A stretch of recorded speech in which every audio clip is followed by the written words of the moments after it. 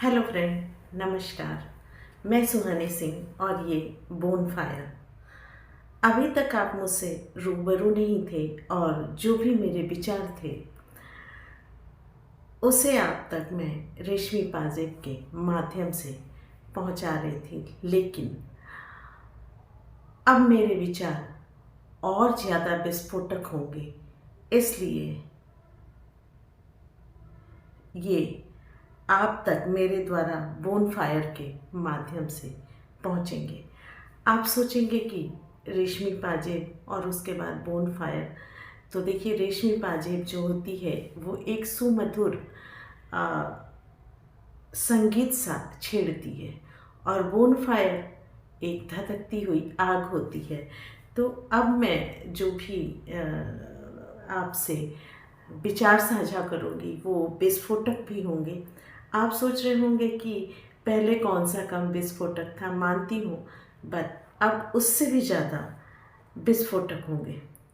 पहले की तरह मैं आज भी आपसे अनुरोध कर रही हूँ कि आपको वीडियो कैसा लगता है मुझे अवश्य बताएं, जिससे उत्तरोत्तर हम क्वालिटी मेंटेन कर सकें।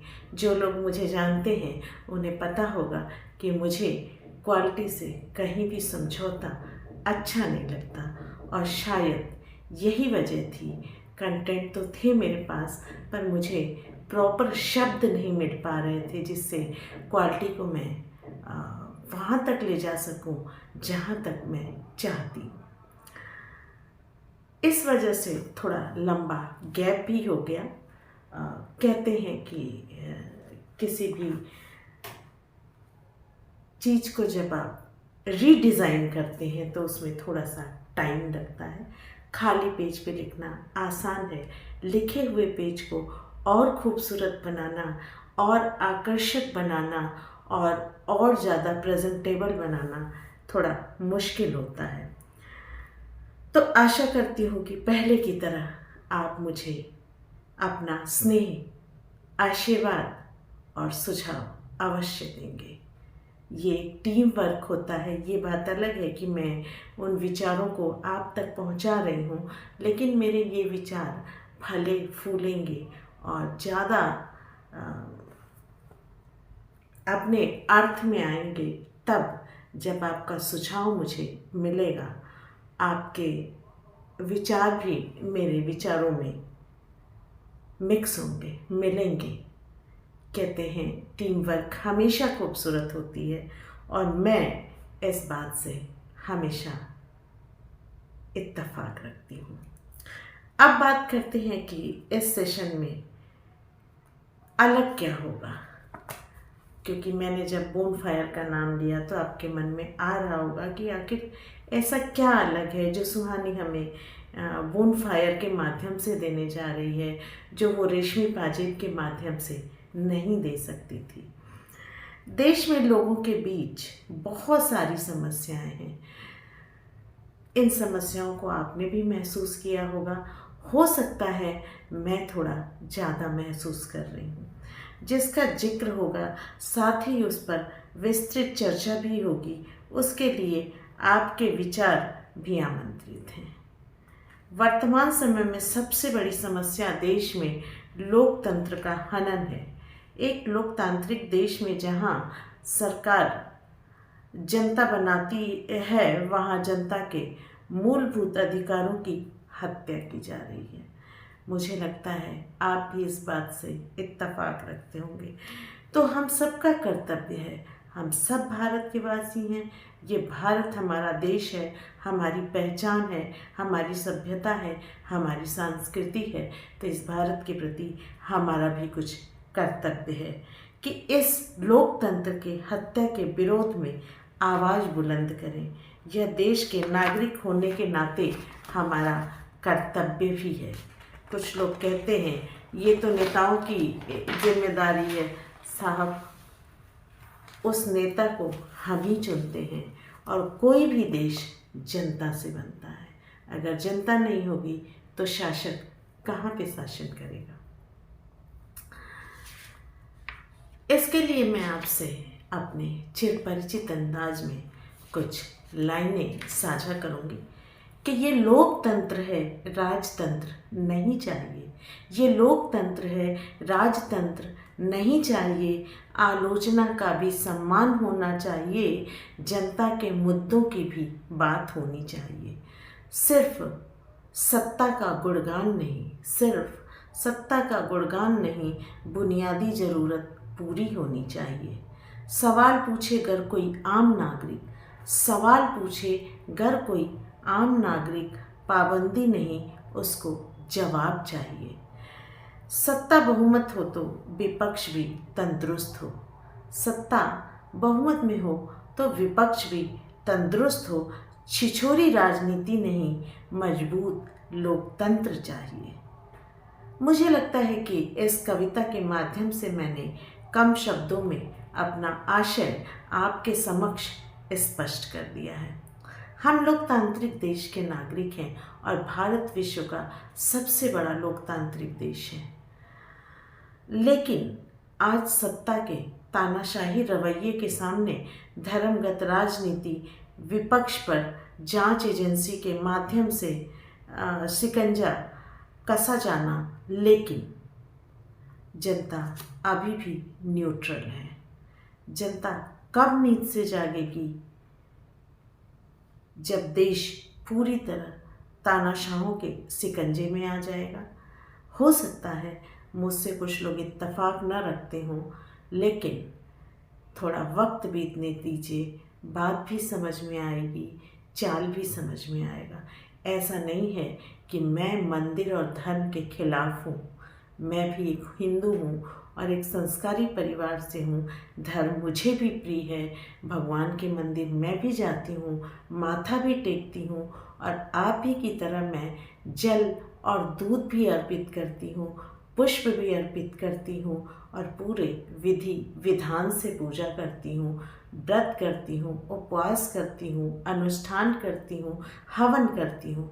लेकिन मैं ये पूछती हूँ, जिस राम की दुहाई दे करके आप सत्ता में आए थे, क्या वो राम अपने नगरवासियों से उनकी आज़ादी छीन लिए थे?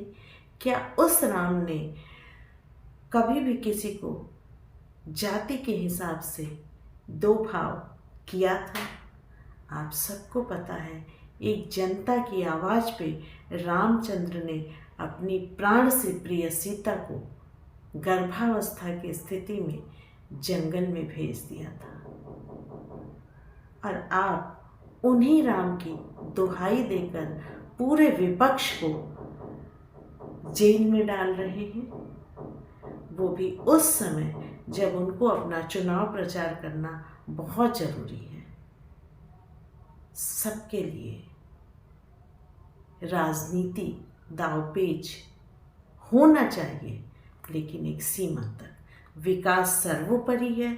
शिक्षा, चिकित्सा, स्वास्थ्य, महिला सुरक्षा, शहीदों की, सैनिकों की को सम्मान, ये सर्वप्रथम आपका हमारा अधिकार है और सत्ता को इसे हमें देने में कोई कोताही नहीं करनी चाहिए, क्योंकि लोकतंत्र का ही मतलब है जनता के द्वारा, जनता के लिए, जनता के साथ। हालांकि ये स्लोगन तो है सबका साथ सबका विकास, लेकिन मैं पूछती हूँ क्या हुआ है? खैर, इस टॉपिक पे किसी और वीडियो में, क्योंकि बहुत ज़्यादा लंबा हो जाएगा और मुझे आपसे बहुत सारी बातें करनी है। जब देश पूरी तरह तानाशाहों के शिकंजे में आएगा, अंग्रेजों से भी भयानक गुलामी मिलने के बाद जागरूक जनता जागरूक होगी। आप सोच रहे होंगे मैं जागरूक जनता भी कह रही हूँ और सवाल भी उठा रही हूँ कि कब जागरूक होगी? सोए हुए व्यक्ति को हम और आप जगा सकते हैं, लेकिन जो सोने का नाटक करे उसे कोई नहीं जगा सकता। अपने मत का प्रयोग करें, ये आपका संवैधानिक अधिकार है। मतदान के बाद उंगली से में स्याही लगाकर खुश होना लोकतंत्र नहीं है। हक के लिए सरकार को उंगली दिखाकर सवाल पूछना है भी लोकतंत्र है। मतदान के बाद उंगली में स्याही लगाकर खुश होना, सेल्फी लेना ही लोकतंत्र नहीं है। हक के लिए सरकार को उंगली दिखाकर सवाल पूछना सही मायने में लोकतंत्र है। तो मुझे लगता है कि इस वीडियो के माध्यम से मैंने आप तक अपने विचार और प्रश्नों को पहुंचा दिया है। सोचिएगा ज़रूर कि हम अपनी आने वाली पीढ़ी को क्या माहौल देंगे, शिक्षा देंगे कि नहीं, बेरोजगारी ही परोसेंगे, धर्म के नाम पे राजनीति ही देंगे, विपक्ष से वैमनस्यता के चलते विपक्ष मुक्त सरकार बनाएंगे। आपको पता है रसिया में जब इलेक्शन का समय आता है तो विपक्ष को जेल में डाल दिया जाता है। चुनाव तो होते हैं लेकिन सिर्फ और सिर्फ सत्ता के पक्ष में वोट पड़ते हैं। तो क्या हमारा लोकतंत्र के लिए जाना जाने वाला देश, मर्यादा पुरुषोत्तम राम के पद चिन्हों पे, आदर्शों पे चलने वाला देश, गांधी के विचारों पे पनपने वाला देश, जिसकी पहचान ही समभाव है, वैष्णोजन तेने ते कहिए, या फिर अभी G20 में हमारे प्रधानमंत्री ने जिस स्लोगन को बढ़ा चढ़ाकर प्रमोट किया, वसुधैव कुटुंबकम, क्या आपको नहीं लगता कि ये सिर्फ शब्दों तक रह गया है? ये सवाल मैं आप पर छोड़ रही हूँ और हर वीडियो में अब मैं आप पर एक सवाल छोड़ूंगी और मैं आपसे अनुरोध करती हूँ कि उस सवाल का जवाब आप अवश्य दें। तो आज के लिए इतना ही। बोनफायर आपके सम्मुख आया और आपका सपोर्ट चाहता है। धन्यवाद।